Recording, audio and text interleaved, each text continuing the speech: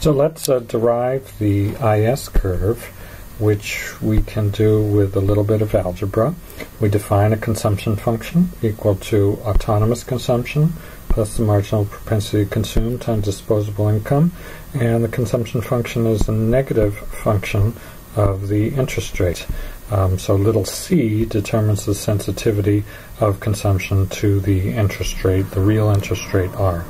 We have an investment function where investment also depends negatively on the interest rate, where lowercase d determines the sensitivity of investment to the interest rate.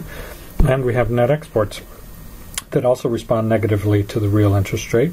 A higher real interest rate causes an appreciation of the currency, which makes exports more expensive abroad and imports cheaper at home. So a rise in interest rates causes an appreciation, which leads to more imports and fewer exports. So net exports responds negatively to the interest rate.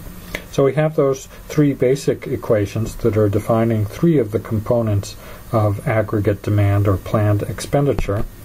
And GDP, planned expenditures of GDP, is just the sum of its components, consumption plus investment, government spending plus net exports. And we have as an equilibrium condition that actual output equals aggregate demand or planned expenditure.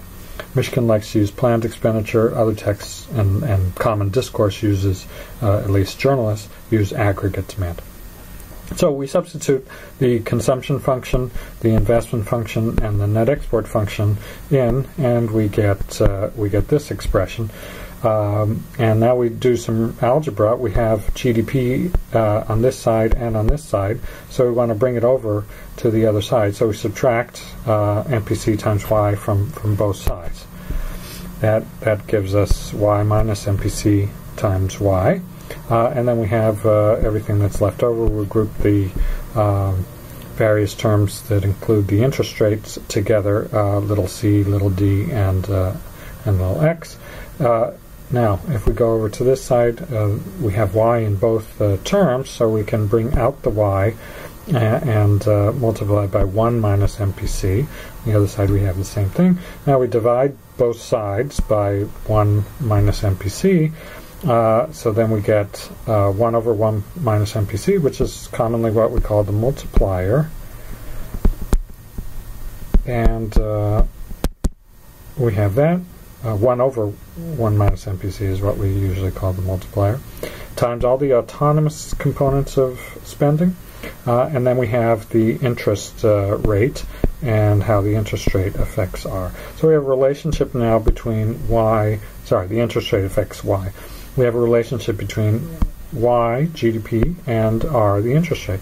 So we graph that relationship, and that's what we call our IS curve. It's the set of all interest rates and GDP levels where GDP, income, equals planned expenditure. So at this combination of interest rate, R1, and Y1, income would be equal to planned expenditure. At this combination of R2 and Y2, income would be equal to planned expenditure. So this is a set of equilibrium points for the economy, a set of combinations of interest rate, real interest rate, and GDP, where the economy would be in equilibrium, where aggregate demand would be equal to planned expenditure. The IS curve shifts with increases in government spending, decreases in taxes, increases in net exports, increases in autonomous investment, increases in consumption. That leads to a shift out of the IS curve.